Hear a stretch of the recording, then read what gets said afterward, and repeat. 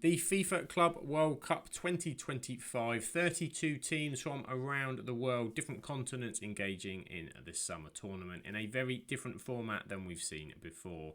It is of course going to be group stages and knockouts. We're going to have a look at the group preview today, looking at Group A. They will kick off this year's tournaments with teams from 4 different continents represented. Ahly of Egypt representing the Confederation of African Football. Inter Miami, one of the hosts from the US Major League Soccer, part of the CONCACAF region.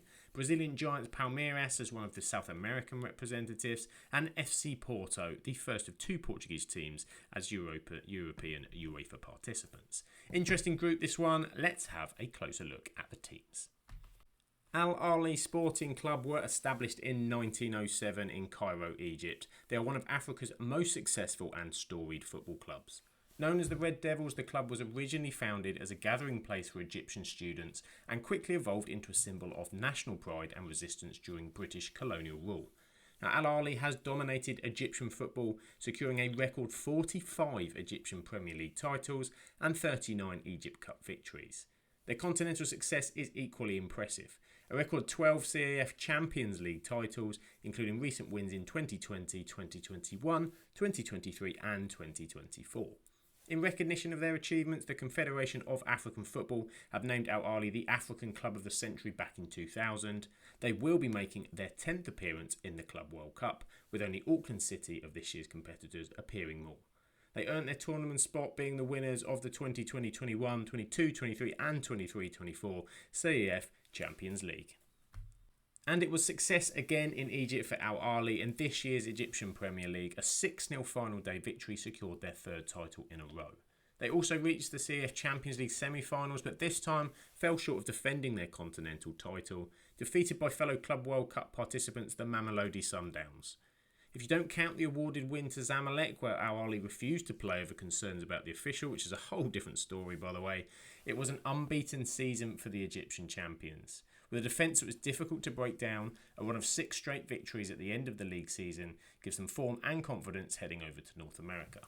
In 2024, they had again seen off their closest domestic rivals Pyramids, finishing 6 points clear of their title rivals, showing their consistency at the top of the domestic game. Having also won their 12th CF Champions League title that season, a win over ES Tunis in the final 1-0 with an early own goal, cementing their dominance in the history of African football. So who are the key players for Ahly? Well, leading the line is Wissam Abu Ali, who since joining in January 2024 has emerged as a prolific goalscorer. He netted 18 goals in the Egyptian Premier League, becoming the team's top scorer and playing a pivotal role in securing the league title. This season already has 8 goals in 14 appearances in all competitions. Alongside him, Imam Ashur has been a dynamic presence in Ahly's midfield. Known for his creativity and goal-scoring ability, this season he scored 9 goals across various competitions, including a hat-trick against Stade d'Abidjan in the Champions League. The captain is veteran goalkeeper Mohamed El Shanawi, who continues to be a cornerstone of their defence. 12 clean sheets in the 24-25 season. His leadership and shot-stopping abilities have been vital in the team's domestic and continental campaigns. He will likely, though, be tested quite heavily in this tournament.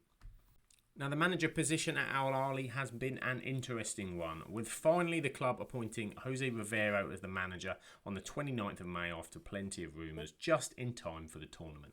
The 49-year-old Rivero has coached Orlando Pirates of South Africa last season, and he will replace Marcel Koller, who left Ahly after their loss to the Sundowns in the Champions League semi-final last month.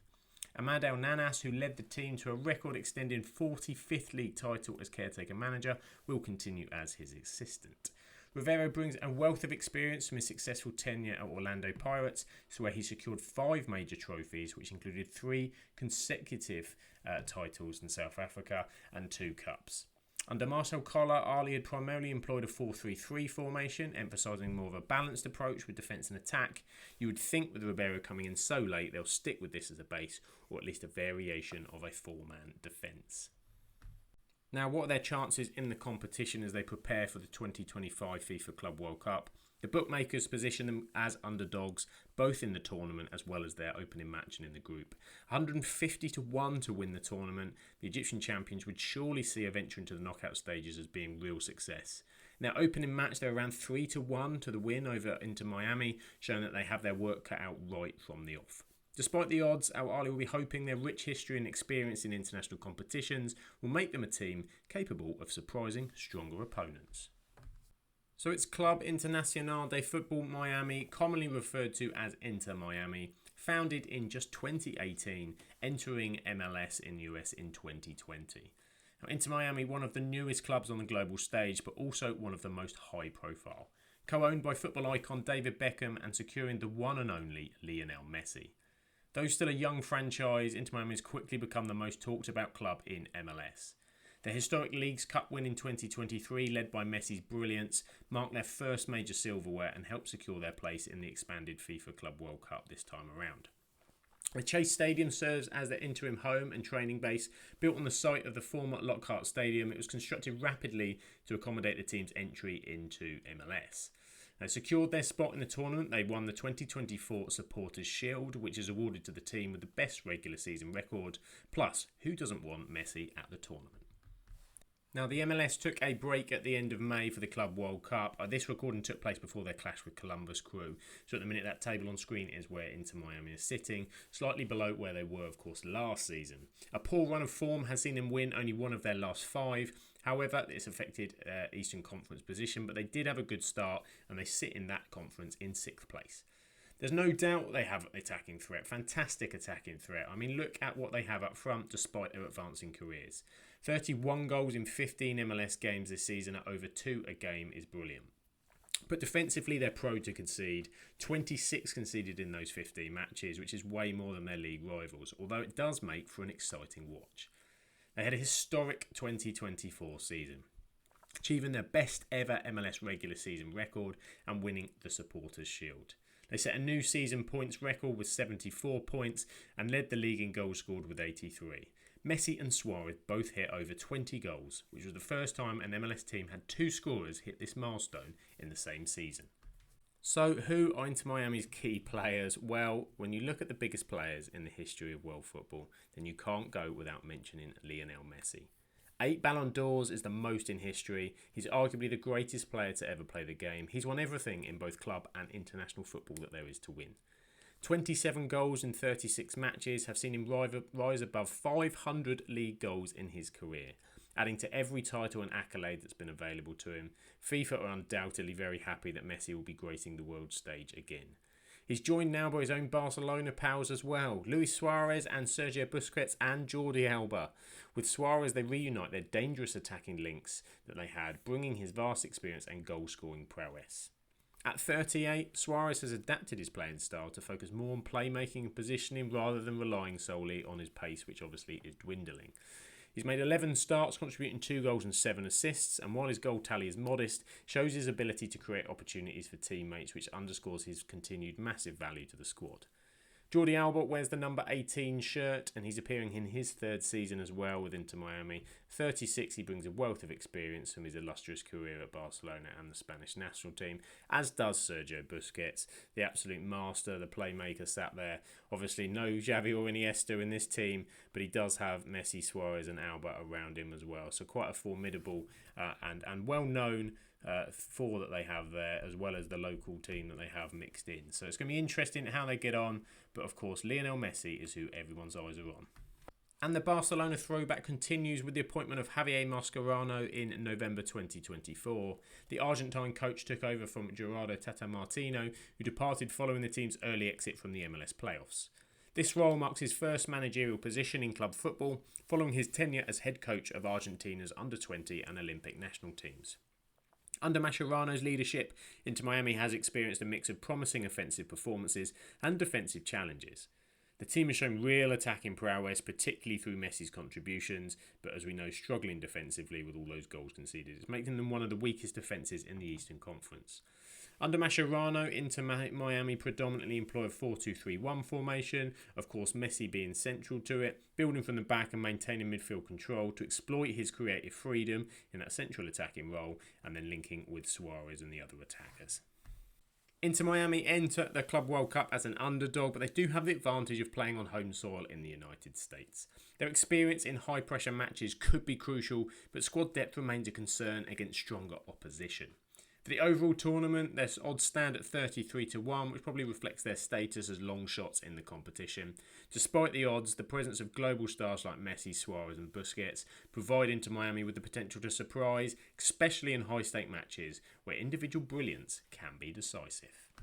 Palmeiras is one of the most successful and historic clubs in South American football.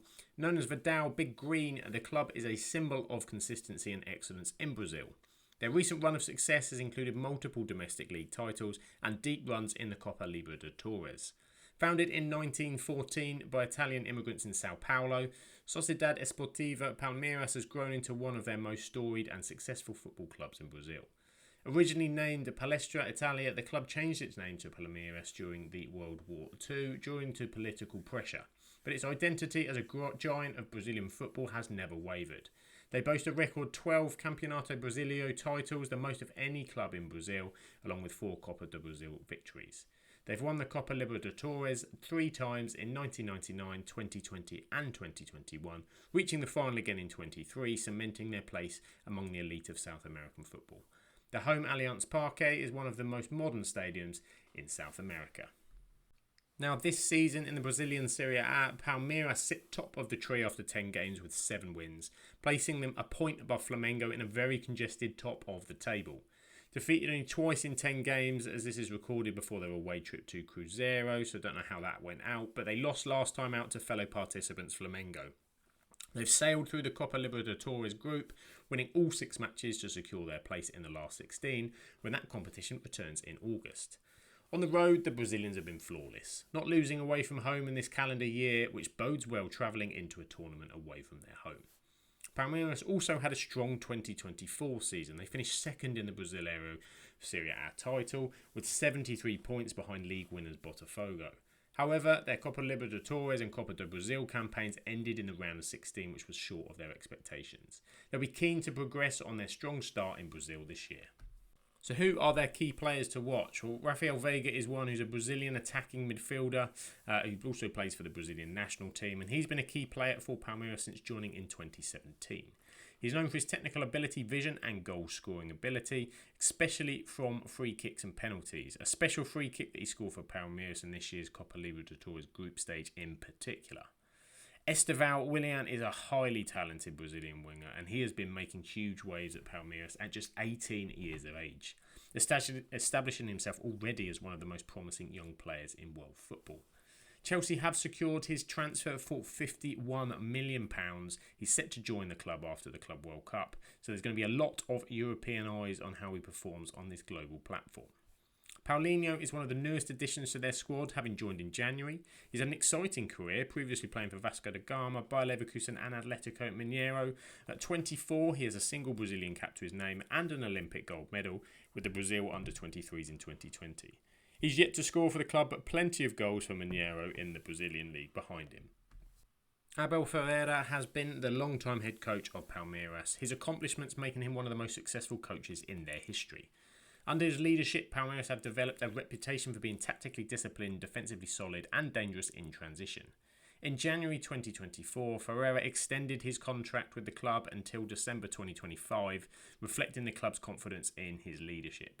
With over 350 games in charge, he's one of the longer-term managers in world football. He's known for his tactical flexibility. He does employ a 4-2-3-1 formation, but with the 3-5-2, Palmeiras often constructs attacks with a back three. Formed with 2 centre-backs, a full-back or defensive midfielder can drop deep as well. The structure facilitates ball circulation and progression through the midfield. It's going to be interesting how he works his tactics in this summer's tournament. So what are their chances? Well, they're regarded as one of the top non-European contenders, although still considered underdogs compared to the big European powerhouses. The group odds place them and Inter Miami as the battle to get out of the group. However, Porto could well be seen as one of the weaker European sides, and the Brazilians will fancy their chances. In their opening match against the Portuguese opponents, they're closely matched in the odds, which suggest a tightly contested encounter. While Palmeiras will face stiff opposition from European clubs, they're considered strong contenders to advance from the group. They have potential to make a significant impact in the tournament. FC Porto are one of Portugal's most decorated and significant clubs on the European stage. Known for their tactical discipline, fierce mentality and strong scouting network, Porto has long served as a stepping stone for emerging talent from South America and Europe. Based in northern Portugal, Futebol Clube de Porto was founded in 1893 and enjoyed domestic dominance in the 70s and the 80s. The club has won 30 Primeira Liga titles, 18 Portuguese Cups and 23 Super Cups, making them one of the big three of Portuguese football. Their international breakthrough came winning the European Cup in 1987, which they cemented with another win in 2004 under Jose Mourinho for their underdog's stunning success. Porto joined Benfica as the two Portuguese representatives in this year's tournament, also making their debut as the 5th best ranked eligible team in the UEFA 4-year ranking to secure their qualification. So this season in the Primeira Liga, Porto secured 3rd place with 71 points, finishing behind Sporting and Benfica.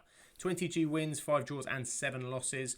While they scored 65 goals and conceded 35, they'll be disappointed to finish behind their rivals in the top 2. Notably, their home form was strong, 13 of those wins and just a single loss coming at the Estadio de Dragao. And they got no further than the knockout stage of the UEFA Europa League, but they did win the Portuguese Super Cup for some silverware to take away from the season. Their entry to the Super Cup was off the back of their 23-24 Taça de Portugal victory, where they beat Sporting 2-1 in extra time in that final. But that season they finished 3rd in the league as well, showing clearly they have a gap to close in Portugal to both Benfica and Sporting. Samuel Omorodion is Porto's towering striker at 6'4". He's enjoyed a successful season with Porto in his first campaign since his move from Granada. Certainly a key player to watch. He leads their attacking threat off the back of 25 goals across all competitions last season, including 19 in the league. He's only 2nd in the standings behind Victor Gyökeres, who had an astonishing 20 goals more. Rodrigo Moura is a rising teenage sensation. Moura combines flair with maturity above his years and is one to watch on a number of top European clubs' scouting lists. Statistics for the young talent are promising, with 9 goals and 4 assists showing an important growth contribution to the Porto efforts already. Now, during the 24-25 season, Fabio Vieira has been a valuable asset for them on loan from Arsenal. He contributed 5 goals and 5 assists in his 36 appearances across all competitions. While Porto has chosen not to activate the purchase option in Vieira's loan deal, he does remain eligible to play in the Club World Cup. Porto are managed by Martin Anselme as their head coach, appointed in January 2025 after success with Independiente del Valle in Ecuador and Cruz as well in Mexico. He marks Porto as his first European role. Anselme works under his guiding principle, work before talent and the team above all. His usual style is a 3-4-3 style formation with organisation and team discipline key. Prior to his appointment, Porto were using a 4-2-3-1 under the management of Victor Bruno, but they adjusted in January and Anselme installed his 3-4-2-1 style formation. He wanted to enhance the team's attack and midfield control. His team is developing a cohesive team structure and he's looking to integrate the young talents into the first team. His leadership at Porto signifies a strategic shift towards a more progressive and front foot style of play. So what are their chances as they prepare for the Club World Cup? Well, they're viewed as a competitive European side with potential to advance into the tournament, although they're not amongst the top favourites. Currently listed with the bookmakers alongside teams such as Portuguese neighbours Benfica and Flamengo in the mid-tier of contenders. Odds are close for their opening match with Palmeiras, the consideration that they're seen as narrow favourites for Group A. But they'll face stiff competition from European and South American clubs. They're considered strong contenders to advance from their group. Then from there, we shall see. So the opening match of the tournament, set your diaries, June the 14th, the opening match between Ahly and Inter Miami, not just kick off Group A, but kick off the entire tournament. Following that, the next day, Palmeiras and Porto will get the chance to open up. June the 19th sees Palmeiras, the Brazilians, take on the Egyptians Ahly, and then Inter Miami will play Porto. Those final games could be all important, the top 2 qualifying from each group. Miami will play Palmeiras and Porto Ahly at the same time to see who gets out of Group A. Thanks for watching. Do check out the rest of the previews. I'll be following the matches throughout the tournament as well, so do give us a like and subscribe to keep up to date with the Club World Cup. But for now, I'll catch you on the next one.